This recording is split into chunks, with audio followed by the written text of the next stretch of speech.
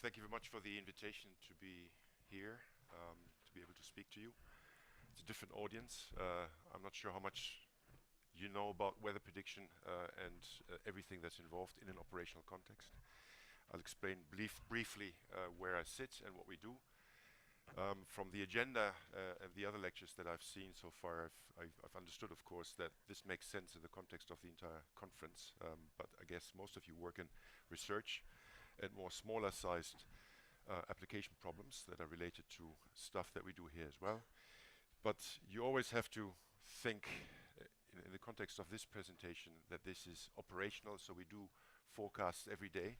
We do that 24/7. We're on a tight schedule because people waiting for our forecasts, our member states, for example, but also in terms of extreme weather, for example, like centers or services that rely on forecasts to make decisions on evacuation or these kind of things. So you always have to think operational. Okay.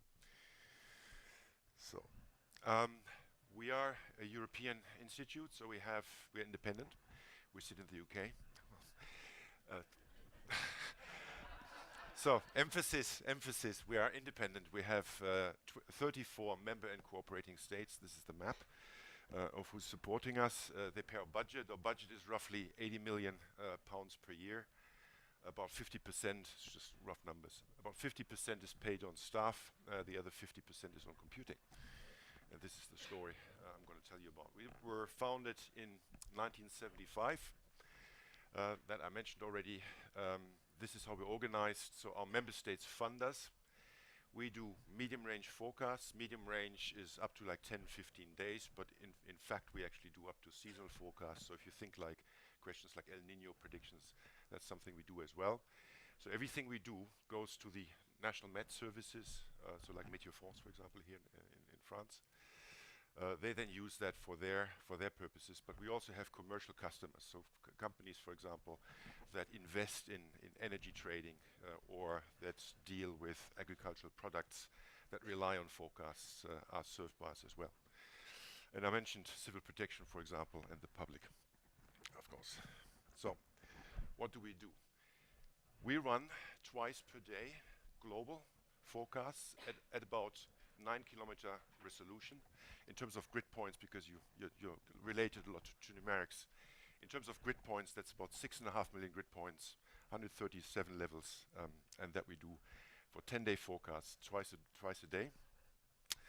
I'm going to come to that aspect a bit later as well, but we also run ensemble predictions, and ensemble predictions are nothing but multiples of these, and you do that to also predict uncertainty. So you do not just want to understand and predict what the weather is going to be like in a place at day X, but you also want to know how uncertain that forecast is. And the uncertainty depends on the uncertainty in your initial conditions, so how well can you initialize your problem, but it also depends on predictability of the weather situation. For example, if you have a stable situation like now here, for example, it's quite predictable actually, it's quite easy. Others, when a storm is passing through or a front is approaching, it's harder, and therefore you have big uncertainties. But the model is imperfect as well. So in these uncertainty predictions, we try to capture all of these sources, and then you do not just one, you do multiple forecasts, and they all look different. And from that you can derive a spread or an uncertainty estimate of your forecast. So we do that up to the medium range, 15 days, with quite a significant resolution still, 18 kilometers. Which is the most expensive part in terms of computing, by the way. But then we do seasonal predictions as well, I mentioned that earlier. So this is what we do every day. We also run Copernicus services. I don't know, is that something that's familiar here? I see some heads bobbing, but not everybody. So Copernicus is a European program that launches satellites and that aims to use the satellite data emerging from these missions to support services. And the services are organized around certain topics like atmosphere, marine, land, all the application areas you can think of. And then you take that data, you combine that with models in different combinations, and you basically produce data that society can use. ECMWF is running 2 of them. So on behalf of the Commission, we run these 2, and we support by various activities the emergency management service. Okay, so this is something we do as well. Right, today's skill and past skill, what we do operationally, and this is where the meteorological community is organized very well actually, is by exchanging data, so the data that goes in, observational data, satellite data, and so forth, and also designing the missions, the satellite missions for the future. The community is extremely well organized, but it's also very well organized in terms of exchanging the forecasts and evaluating one center against another, trying to understand why somebody's better or worse, and then trying to ingest that into improvements of the system in the future. This is like a timeline, and this as well, of skill. So we have agreed skill metrics where we say everybody does the verification of their forecast in just the same way. And this is shown here along some key parameters that are usually relevant. Surface pressure, this one is related to large-scale dynamical structures. Temperature is obvious. Near-surface parameters, so like temperature, wind, and cloud cover, and these things.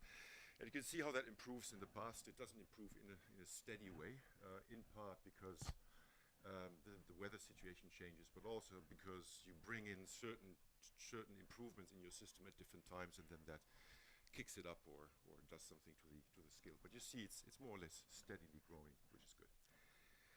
At the same time, if you compare different centers, here's a comparison of how we compare to others. In this case, it's a different skill metric, but up is good over time. And you see here a comparison with the Met Office in the UK, the Japanese center, the Canadian center, and the Americans. And you can see that Europe is actually leading and has been leading since our foundation. So it's actually an area, medium range forecasts, where Europe is the best in the world and has been for 40 years. So it's quite remarkable actually. Don't know if everybody knows that. It's very visible in the US. If you look at like clippings from websites and papers when it comes to hurricane season, because our system is quite good at predicting tropical cyclone path and intensity.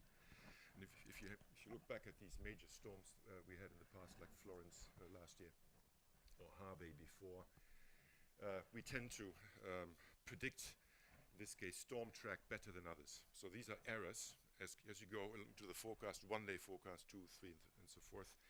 These errors grow, so if you want to predict landfall, that matters, because do we evacuate Austin or Houston, for example, in Texas?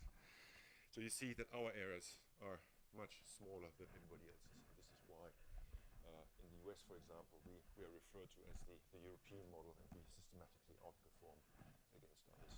So that's good as well. I should mention, am I losing it? This thing's a bit fickle. I mentioned uncertainty prediction before, and I mentioned the ingredients to this, but the main concept is, as I said earlier, you know that your initial conditions aren't perfect, so they are a reason for uncertainty. Your model isn't perfect, and what you're trying to do with an ensemble prediction, as opposed to a single forecast that's either a hit or a miss, you try to kind of characterize a probability distribution of the most likely scenarios of your forecasts. And as I said earlier, we do this with like 51 predictions, and this is one case. And you can see, for example, this is precipitation or something, that you get really different pictures of the story here. And it goes all back to a very well-known mathematician, but eventually a meteorologist, Ed Lawrence, who founded this, and who also coined this butterfly effect story. So he was basically the founder of chaos theory, but the origin of this, the thinking of this, emerged from meteorology. And so we do produce products like this, where you have a probabilistic forecast of extremes, which is like the likelihood of something extreme to happen. And this is a quick overview of one of our products that we do, where you see that for different parameters like precipitation or temperature in this or that area, you can expect something extreme to happen, like a heat wave or like an extreme precipitation event or windstorm or something like that. This is very popular, because it helps, as I said, decision makers to come up with a response to that. So, when we look into the future, we expect even better forecasting systems to basically come from different sources. So one is improving model resolution, obviously, because you have more spatial detail. One is model complexity, which is from like running a simple atmosphere model to something like a more complex Earth system model where you couple with an ocean, a land, sea ice, and so forth. atmosphere composition, so chemistry as well, which gives you a more realistic model, and therefore you should have better predictions emerging from that. And I mentioned ensemble prediction. Better ensemble systems will come from a better understanding and characterization of these uncertainty sources I mentioned, but also from having more members. You know, if you have 50 members, you sample your PDF in a certain way. If you want to predict extremes very well, which are the tails of PDFs, for example, and you just have 3-4 members in that tail, you have sampling problems. So ideally, you have more members, you know, but larger ensembles are also more costly. Morning. And then we do long climate runs or integrated extended forecasts as well. I mentioned those. So in terms of what you expect from these individual sources of growth, for this, just to put this into one word maybe, this is like accuracy, which gives you spatial detail, for example. But as you improve resolution, you will also represent the physics more accurately in your equations. This is about range mostly, because most of the things you want to couple with, if you couple your atmosphere with an ocean is slower. Land surface acts slower, sea ice acts on slower processes. So this buys you like an interaction at slower scales, which act on weeks and months and something. So you improve basically your predictive skill into the range. So your 3-day forecast may not benefit from coupling with an ocean, but your 2-week forecast will. And then when it comes to the ensembles, I mentioned more members in the tails for extremes prediction, for example. So this is what we call reliability. So predicting frequency of occurrence of something more reliably, more accurately. We summarized the past and the present and the future in a nice little review paper a couple of years ago. And what we had in that paper was like a one-picture summary of where the largest challenges in the future will be to further improve our forecasts. So what we did here is we tried to summarize in the XY logic here in one axis what you have as processes acting at certain spatial scales, or what you then would capture with model resolutions being either very fine or very coarse, from small scale effects like turbulence up to something like El Nino that sits over here. Okay, and for time scales, it's pretty similar. So this is time and space scale collapsed into one. And this is more along the complexity idea, which I mentioned earlier. So if you deal with a very local phenomenon like turbulence or convection, it's not necessarily obvious that you need an ocean for that or land surface, very much detail in land surface modeling. But as you go to the longer scales and more global scales, you certainly need all the components of the Earth system in your system. Okay, so there's like a one-to-one relationship for that. So the big challenge is in our models to capture all that across scales is maybe if you are at coarser scales on the parameterization front, and parameterizations are those components in a forecast model which you don't explicitly resolve. So if you have a model that resolves 10 kilometer as a nominal numerical resolution of 10 kilometer, smaller scale clouds in convection will not be accurately represented, but it will still have an impact at the resolved scale in terms of heating, for example, or in your water budget. So you have to put it somewhere. And we do this through parameterizations which are like empirical or semi-empirical formulations that describe that effect on heating, momentum, and other effects, for example. So this is what we call parameterization. And ideally you get rid of those because they are in many cases very approximative and not very accurate. So ideally, as you go to higher resolutions, you get rid of those. But now it's still a challenge. Don't want to go into detail, into much detail with the coupling. And here either observation assimilation. I mentioned initial conditions earlier. So any forecast is only as good as you can initialize it. So proper initial conditions are important. So you need to know how to use observations and your model, how to do that. There's a very big challenge right now in that mid-sector of like around 10 kilometers, 5 kilometers, down to 1 kilometer even. But I want to come really to this one, to the computing, which was the title of the presentation. Okay, but this is like the one-stop shop for biggest challenges. So let's focus on spatial resolution for a second. And I guess some of the other lectures may have mentioned some of these effects. Just recently, we've submitted a very large project in which to the European Commission for big money, where we tried to focus the idea of where major improvements in Earth system modeling would come from. And we said, well, if you really had the choice and unlimited resources, you would put your money on spatial resolution, because many of these approximations I mentioned earlier would just go away. We know the fundamental physics of fluid dynamics. We know the Navier-Stokes equations, continuum equations, the thermodynamic equations. We know those. And if we can only discretize our model very accurately with very high spatial resolution, a lot of the problems that we're dealing with right now, where we use these approximations, would go away. Are you familiar with CMIP and these climate model intercomparisons? Some of you are. If you look at these are exercises the climate community globally runs through every couple of years, and they do big model intercomparisons. And then they come up with these graphs where they predict what future climate is going to look like in the next 50 years, and you see these temperature increase graphs and stuff. But what you don't know is that most of them have been bias corrected actually so that the curves of these individual model predictions lie on top of one another. And the biases between models are substantial. They're actually bigger than the signal of the gradient you're after. And the fundamental reason of these biases is that we don't resolve big processes like tropical convection and how that interacts with the mid-latitudes properly. Okay, so that's why we said spatial resolution is the one thing that if you had unlimited resources, you would put your money on. And that would allow you to represent processes like deep convection, how that interacts with storm tracks, you know, the jets, for example. There's a connection between tropics and mid-latitudes and regimes in the mid-latitudes.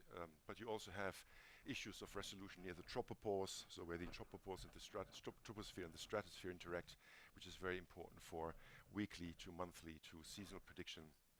But you have similar things in the ocean. So mesoscale eddies in the ocean, to resolve those would give you a much better handle on heat exchange and CO2 exchange between the atmosphere and the ocean, for example. So the spatial resolution argument you can play through atmosphere and oceans actually. And then we said, look, if you really wanted to put one number somewhere, you would say you would want at least 1 kilometer global. Remember I said we do 10 kilometer global today. So 1 kilometer global, you would want this to be coupled, fully coupled Earth system. And because you want to run long climate integrations, or like us, you have to do a 24/7 job twice a day, your forecast, you need a certain throughput as well. So your simulations need to be fast enough on your computer. And we said this should probably be something like running 1 simulation year per day is your speed. Maybe it's 3 or 5, but it's rough order, you know. So you should be fast enough to run 365 simulation days in one day. So if you translate this into a computing problem, we just did a paper here where we tried to do that. We took 2 models for which we had nearly similar to this target, actually real computations on a computer. They were not entirely realistic. We did 1 kilometer global. They were not coupled. We didn't reach this. And so we had to come up with certain factors to kind of account for that. So we took real simulations and then said, okay, what's missing from this target is this and this and that. This coupling is probably going to cost you factor 2. Something else going to cost you another factor. But in the end, we came up with these factors. So if you take model A or model B, you're probably order 100 short of where you want to be. So you want to be, you want to realize this, but with the current computing capability, we're about 100 short. And these simulations were done on the 3rd biggest, or the biggest computer in Europe that sits in Switzerland. Okay, full allocation. So if you had that system, you're still a factor 100 short. If you now think further and you say, well, what I really want apart from this is a certain grasp on atmospheric composition, because chemistry is important, aerosols are important, ozone is important, so you need to add a certain factor of cost for that, because you need that if you really want to have the full Earth system. And then you also say, okay, but in reality, I don't just want to run 1 model with this, I want to run 50, because I need ensembles. So, you know, if you multiply that through, in fact, you're actually a factor 1,000 short. Okay, where is that factor 1,000 coming from? And that's the problem. On the other hand, and I'm going to come back to that, in the past, achieving that factor of 1,000 was actually easy because we had a certain technology working for us, which was Moore's law, that we could put more and more transistors onto a single chip, so we could do more operations on the chip. At the same time, we could exploit Dennard scaling, which means if you have smaller transistors, their power usage was less as well. So the power that you would use on a chip by having more transistors and by increasing your clock speed is this one is clock speed. You could basically increase your clock speed, put more transistors on your chip, and what you would get is an exponential growth of computing power, basically for the same money. So if you bought a chip in the 1960s or 70s, and you bought a chip last year, you would get an exponential growth of computing between in 5 decades or 6 decades for the same dollar. That was the past. So basically your factors of 10, 100 or 1,000 came for free in the past. But that's gone because you can't pack more transistors onto a chip. Your Dennard scaling doesn't work anymore because in the end you will have, the smaller you make transistors, you will have leakage between them. So we'll have electron passage between two different transistors. And you also have a certain startup power you need for each transistor below which you can't go. So you can't apply this logic in the future anymore. So this is gone. So the factor of 1,000 has to come from somewhere else. I will skip that. And I show you how this is reflected in our system. So this is a time series of our computer at the center. We have quite a big system. Right now we're in the top 500, which is like the hit list of the global hit list of the biggest computers. And I mentioned the Swiss computer earlier. So this is ours. Ours is quite substantial. We have like 8 petabytes sit in Reading. Quite a big machine. So this is performance in terms of flops, so floating point operations per second. This is how this evolved over time at our center with different providers. We started with Crays, with other things in the meantime. Now we're back to a Cray. And you can basically see this is a log scale, that this is a linear in log, so a logarithmic, an exponential growth of computing power. At the same time, there you go. At the same time, what we observed was that between the first machine and the last machine we have right now, the actual power that we were able to exploit with our codes reduced. This is what's called sustained over peak. So peak is the performance you can get if you have the perfect code running on that machine and you can just run it at the full specs. The sustained performance is what you can actually realize with your model. How many floating point operations you can actually execute in your forecast model when you put it on the machine in the best way. And you can see this sank from something like 30-50% down to 4% now. I'm going to come to the reasons in a second. So come back to this factor of 1,000. So if the technology wasn't in our way, a factor of 1,000, if you just go back from today, is like 15 years. So you just have to wait for 15 years, and then you would have another factor of 1,000 done. But as I said earlier, this doesn't work because the technology growth is finished. So we have the problem of increasing ambitions with all these axes I showed before, but Moore's law, Dennard scaling doesn't work for us. So that's a fundamental problem. Right. So let's look at the reasons why we have problems in our code and what the potential options are. And I'm preparing a Brexit joke, so you can see it coming. So if you look at, so technology isn't helping, but some technology options will help us. So it's just a very complex picture, so I hope I can deliver that. So the first thing you do if you put any code on any machine is you look at how it works, and if you can accelerate certain parts of it, because no code is optimal. It's been worked on by hundreds of people, and so you need to work on that. So this is the sequence. You don't have to necessarily read that, but it just shows you the sequence of things that happen, like basic tasks that happen every time step in 3 different models. So this is ours, this is the GFDL model in the US, and this is the Met Office model. So beginning of the time step, end of the time step. So you have certain dynamics, so you integrate your numerical equations, you have radiation, you have clouds, and they They all change your wind, temperature, and moisture. Sorry for that. So you go through this same machine every time step. And it's slightly differently done in different models, but basically they try to capture the physics and represent the physics in kind of a similar way. But it's different. So this, now comes the Brexit joke. So this is how it looked in 2016 prior to the referendum. I don't have to say anything.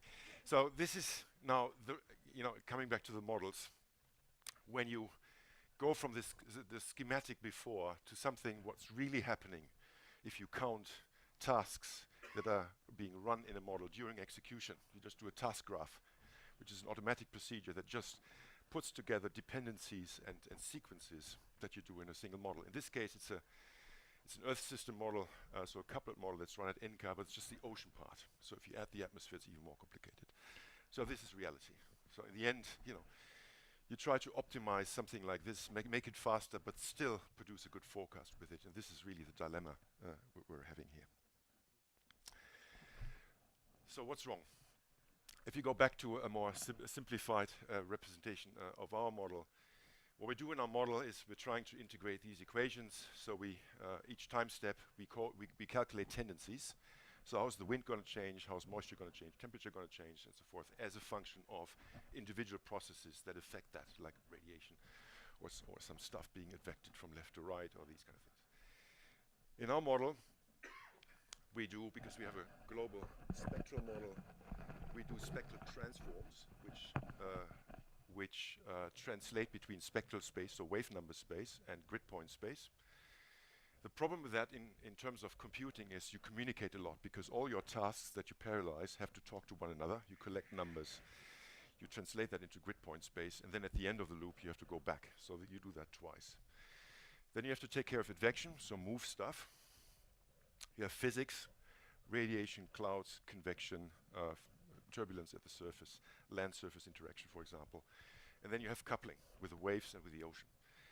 So all these processes have very different computational patterns. As I said here, this is communication limited. Here you need halo communication, because you need to advect stuff from A to B, so you need to know where you have to go. If the wind speed is stronger, you have to go further away. If your time step is longer, you have to do the same. That doesn't scale very well. Physics is fundamentally expensive. Radiation calculations are very expensive, for example. Ocean waves are, again, entirely different numerical scheme, different discretizations, and then you have to ensure that the ocean talks properly to the atmosphere, that there's a lot of exchange of data. And then you have a solver. These usually work with iterations, so they have to converge. They're very memory intensive, because you have very large fields that you need to store, and communication I mentioned already. So each of these steps comes with very different computational patterns. And the problem is that you put all of these different patterns in a single model together, and you try to run it with the same code on the same architecture. And that is obviously inefficient, ineffective. So just having one specific architecture for your CPU, you will not do any of them optimally. And this explains why in a very complex modeling system, we only reach these 5% of sustained performance. And there's actually very little to do about that individually, because you need to represent these processes somehow. Just a brief note onto coupling, for example. Here you have a sequence of tasks in our model. This is different tasks in parallel. So you split up your world into different regions. You do those in parallel. So this is atmosphere calculations. And then here's the ocean. You do a similar thing. You parallelize in a certain way. And these are ocean calculations. So while the atmosphere does something, the ocean does little. Then you communicate fluxes, let's say, to the ocean. Then the ocean starts calculating. The atmosphere does nothing. And then you go back and do the same thing again. So even in a simplified coupling context, you have very big windows of inefficiency where you think, like, what do I do with these processes? Do they do nothing in the meantime? How can I optimize this problem? Just a little side note. So what I'm aiming for is I'm trying to show you the difficulty of the problem, that it's complex, that there's no single answer by just buying a different type of processor or more processors. But in the end, that you need to touch everything in your code. in your workflow, in your code, the way you couple, the way you think about mathematics and algorithms, and the way you think about hardware. And we produced this in one slide, which takes about 2 hours to explain, probably. So what we say is that you probably have to consider not just the numerical techniques and algorithms that give you the best result, but maybe the ones that calculate the best. Because in the end, you're after a best trade-off between accuracy and efficiency. And maybe a numerical or a discretization or a numerical method that is slightly less accurate, but so much cheaper is in the end the better solution for you. So you need a system that has flexibility here, and not just one method, maybe a multitude of options actually. But flexibility, to build in flexibility is very difficult. You may need the same in other parts of the code, for example, for the physics, where maybe some very expensive problems, because they're just expensive, maybe there's actually room for something like this, neural networks that are slightly less accurate, but incredibly fast. So we're right now looking into this as well, but I'm not going to talk about that today. Then you need a framework to connect these things, which is programming. And programming for you, or for most of you, is probably Fortran, is C++, is maybe something else, but maybe these are the MATLAB. Well, MATLAB, well, let's come to MATLAB in a second.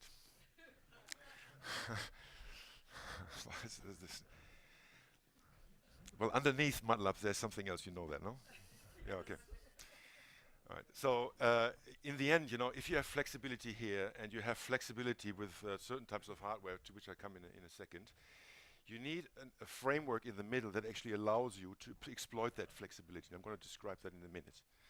And I'm going to come to that as well. So it's in the end the convergence of changing everything that you thought was cast in stone. Before, we only had CPUs.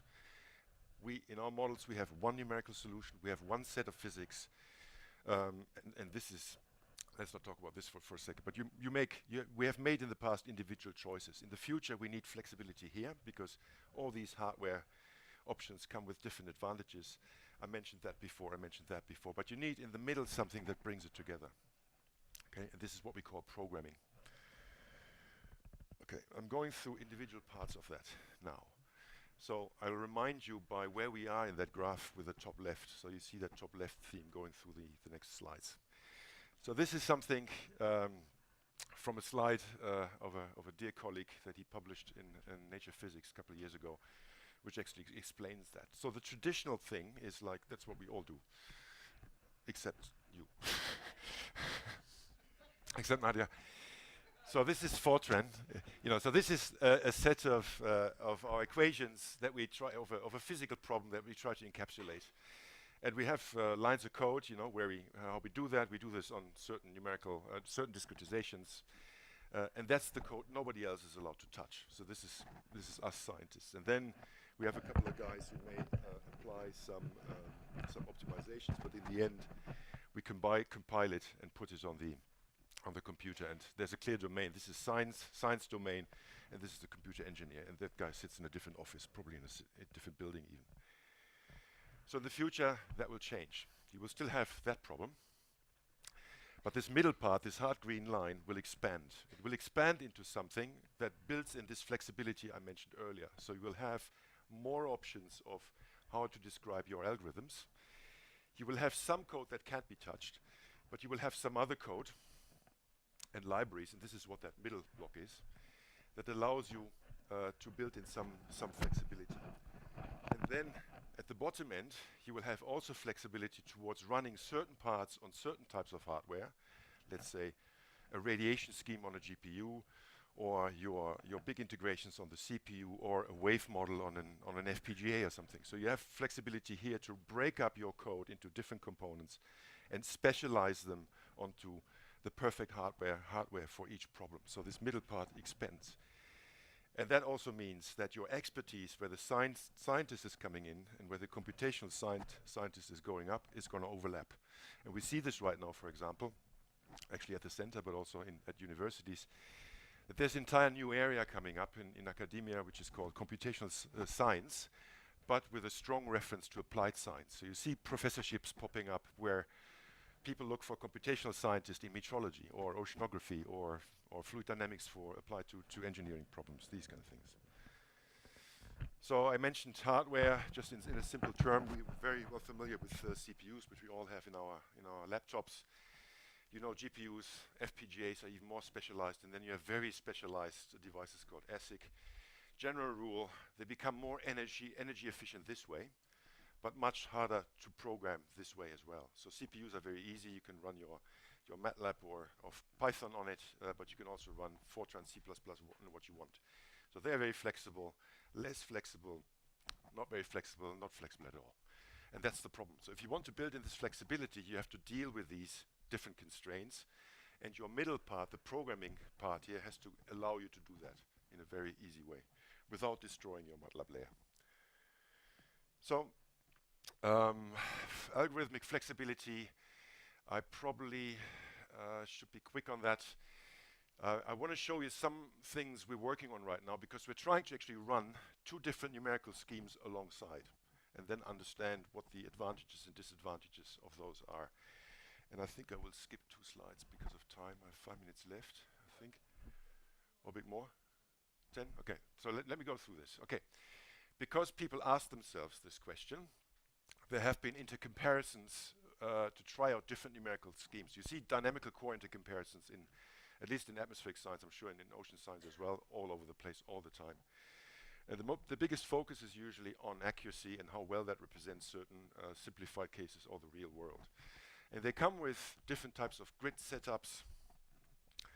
They come with different types of numerical schemes, and each of them has advantages and disadvantages, certainly in the computing sphere, but in terms of how accurately they represent processes, if they are conservative, for example, is very important. So recently, the US, because the US is looking for their next generation weather forecast model, they have done a shootout between different options. Different options of numerical schemes run in different places in the US, and they wanted to find the one they wanted to choose. They did an intercomparison that also included our model, but our model was not an option for them. It was just run, just to have a reference of some sort. And they're done scaling exercises. So you set up each of these models, and you want to run a forecast with 3 kilometer global resolution. So it's quite a demanding, challenging problem. And you run this on allocations of different size across a supercomputer. So here in this case, between 15,000 to like 150,000 cores. And you look at scalability, and I'm going to explain what this means in a second, and efficiency. Scalability means if you put a certain problem of a given size onto twice as many cores, if it's perfectly scalable, it should run twice as fast, or 4 times as fast, or 8 times as fast. That's perfectly scalable.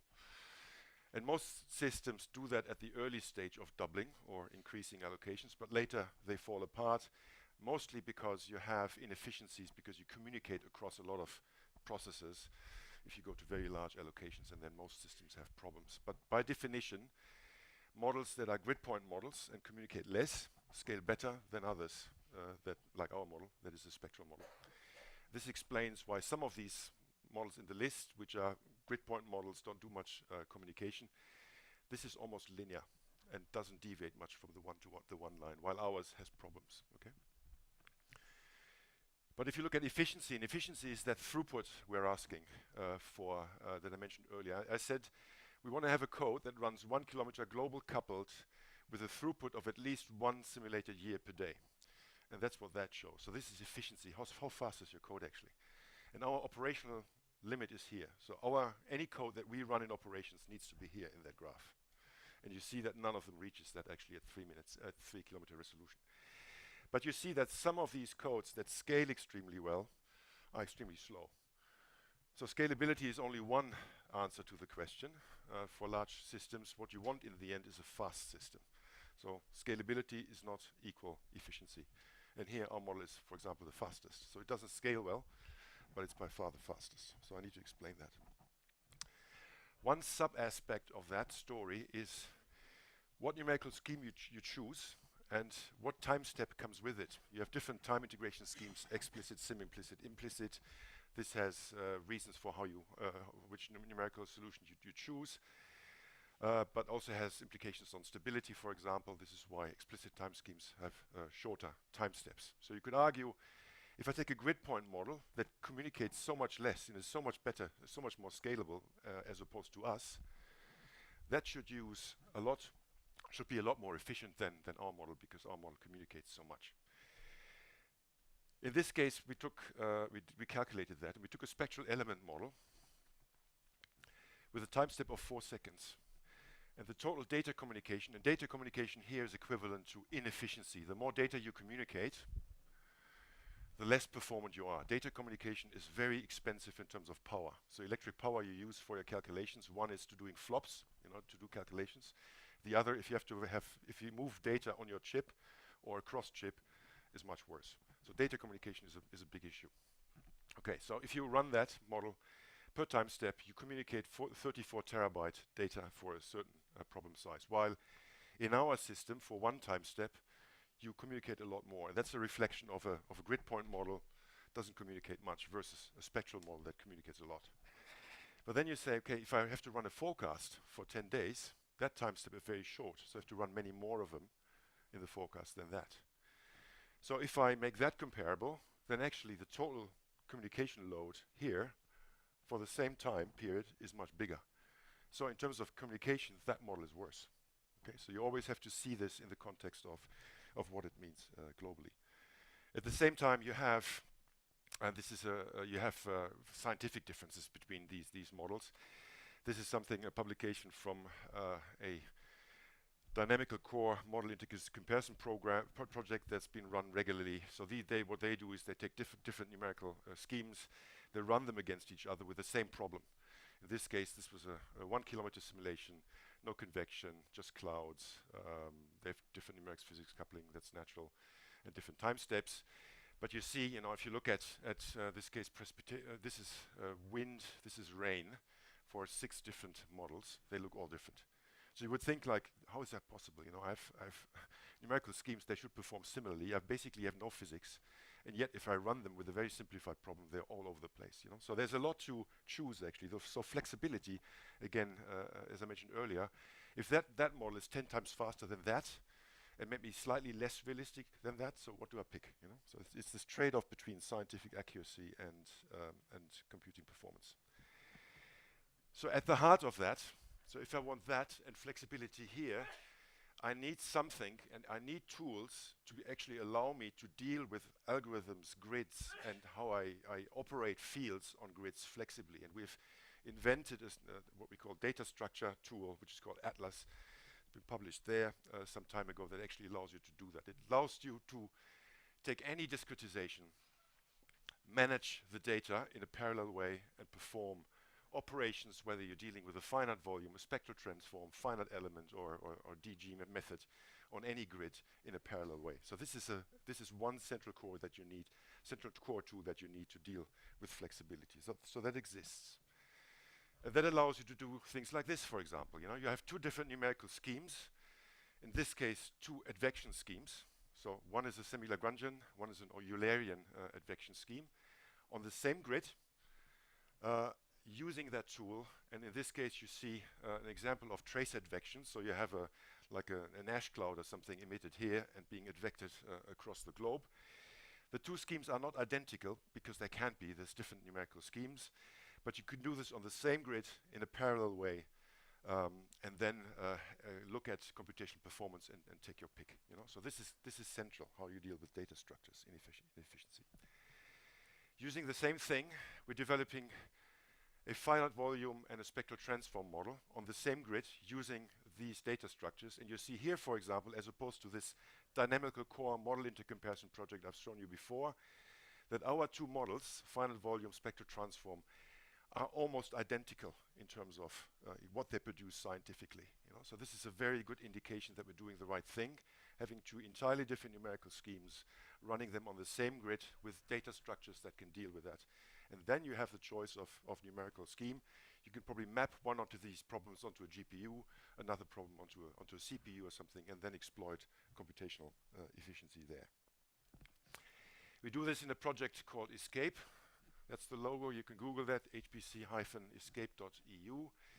Coming back to this logic, what we do is we break up our model into individual functional units, like the physics, like the advection I've shown you before, like a spectral transform. We adapt this to different processor types like GPUs, CPUs.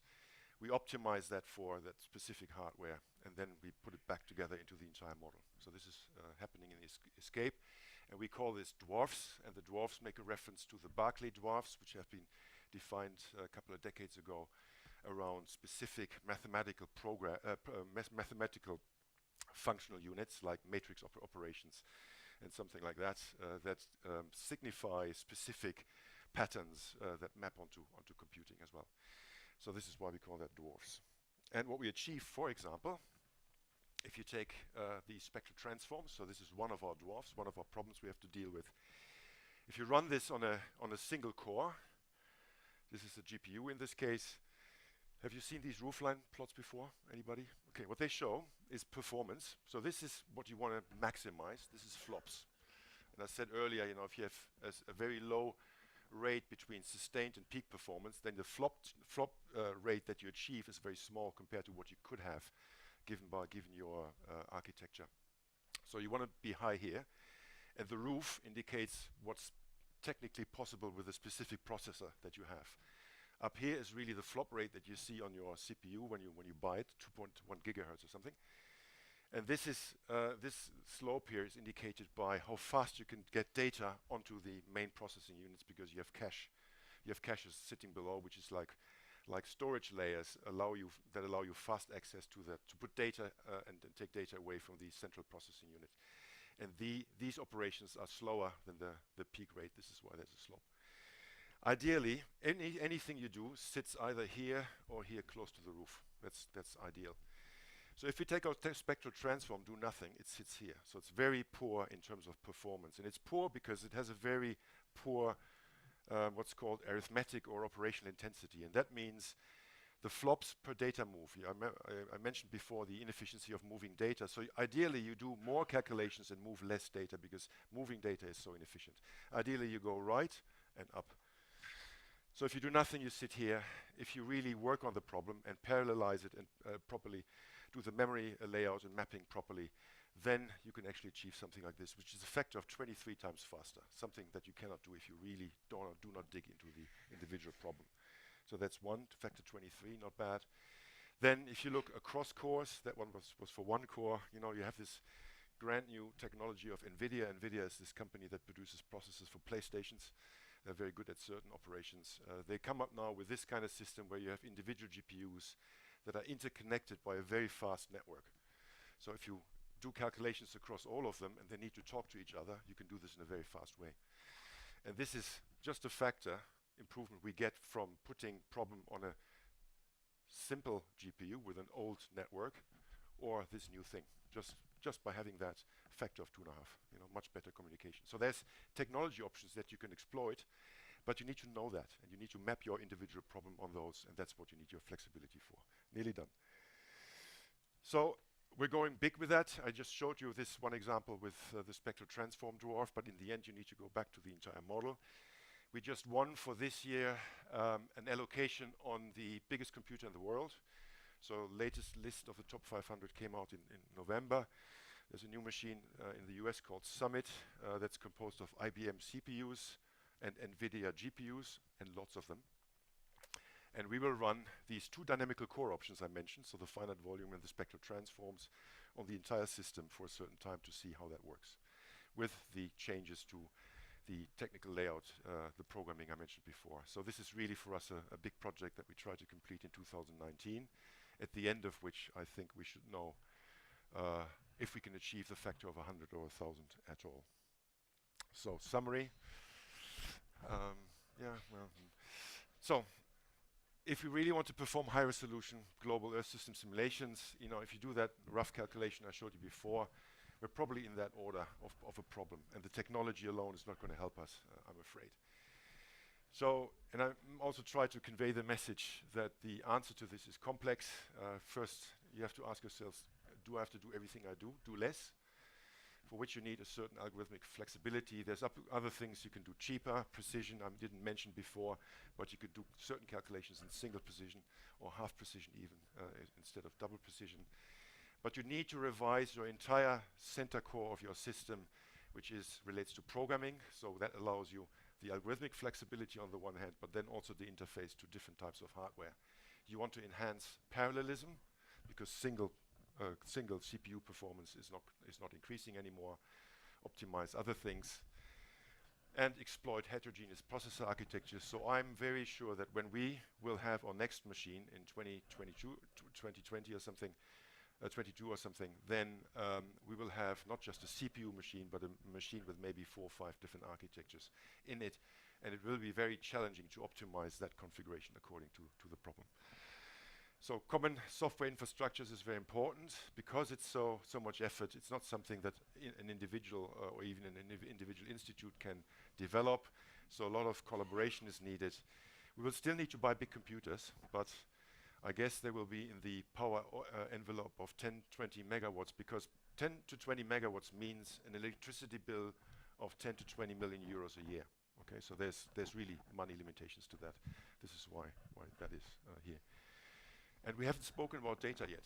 Just as the final sentence, even if we had today 24/7, 1 kilometer global Earth system predictions on time, and we would have solved all of this, we wouldn't be able to deal with the data. One layer of the atmosphere is 250 million grid points times double precision, one layer, one field. So imagine you want to analyze temperature profiles or global statistics of something. No way. You know, so we haven't spoken about data yet. So this is a challenge as big as this. And with this, I should stop. Thank you.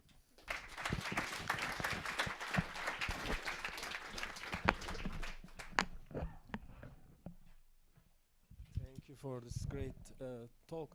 So you mentioned somewhere in your slides that you are using 10 to the 7 observations to compare your.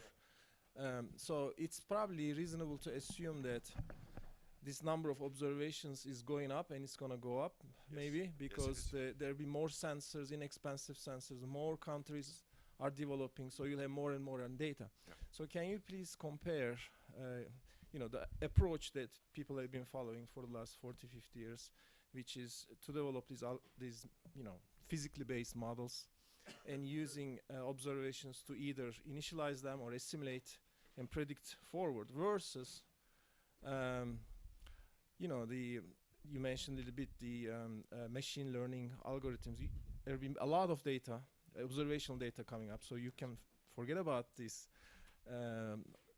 essentially Newton's law and all that stuff, and then instead train machines. And what do you see? Is there, because this thing seems, you made a very good case that there are some challenges. Yes.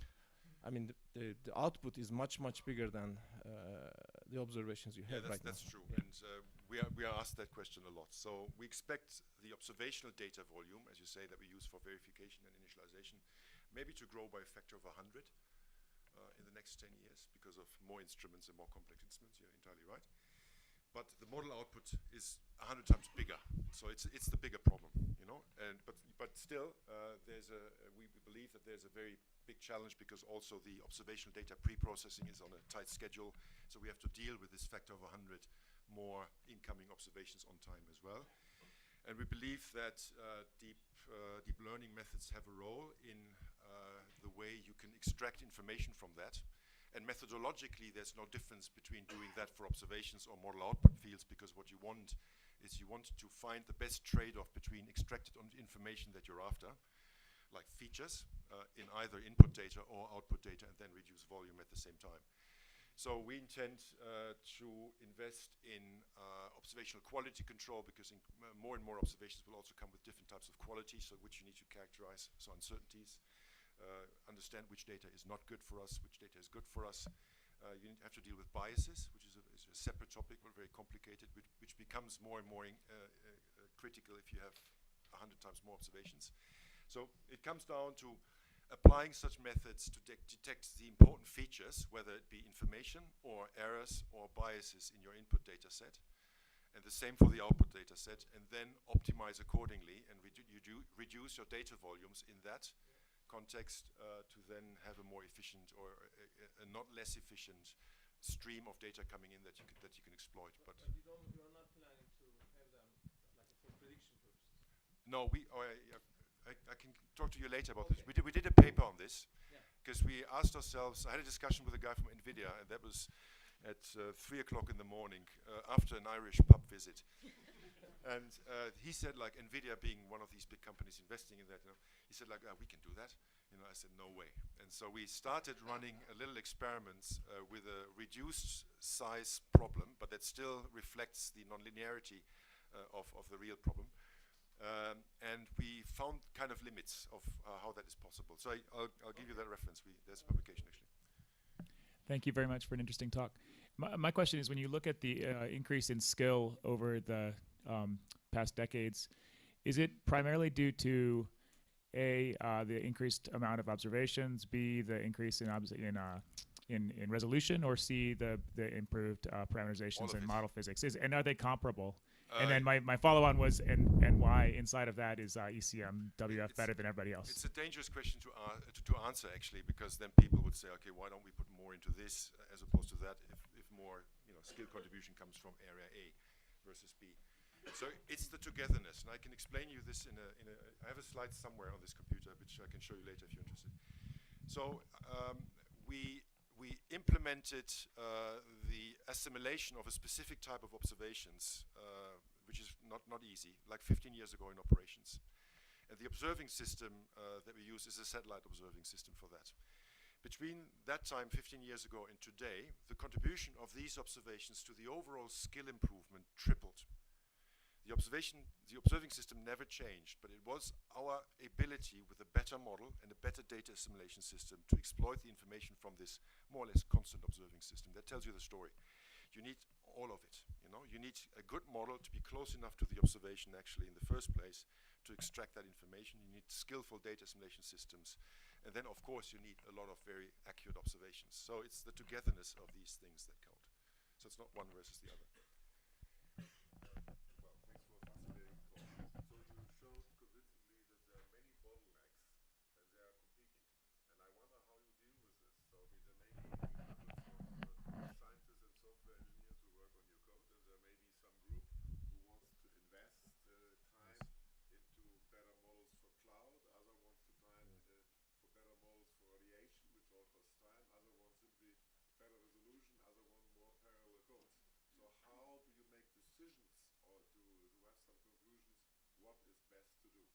That's a good point.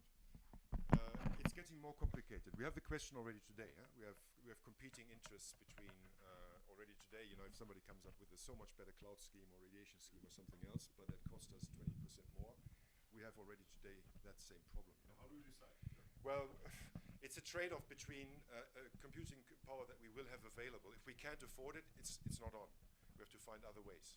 If we have 10% more with the next machine or 50% more with the next machine, we have to plan ahead and say, if we want to do a resolution upgrade and at the same time couple with a more expensive ocean model B instead of ocean model A, then we have to call it. At some point, we know what we get in terms of computing performance. We have an extrapolation of cost right now for the next 5 years, and then we have to make hard decisions. And who's we? I mean, do they come to you and you decide? No, we are.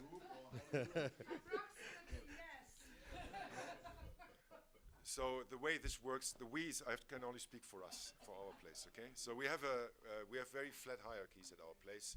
So I'm the deputy director of research, together with the director of research, the section heads, and other departments that are in charge of running this operationally or buying computers. We sit together and we make decisions.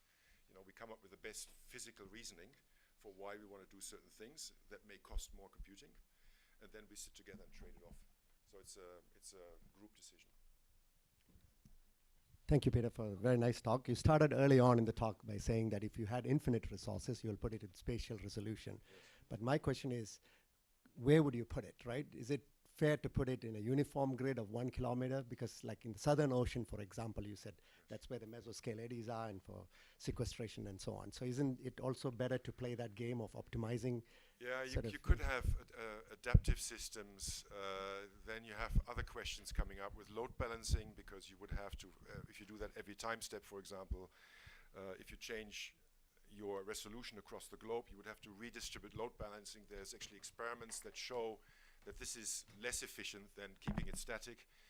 There's other problems, scientific problems coming with that because of fluxes, and you may have problems with moist physics, for example, if you go across too sharp resolution gradients between two regions. So as an academic consideration, I understand your argument, but from the data and the information I've seen, if you take that, I've seen there's no strong evidence that it really pays off, both either scientifically or computationally. So it's mostly load balancing, and then there's some funny physics phenomena.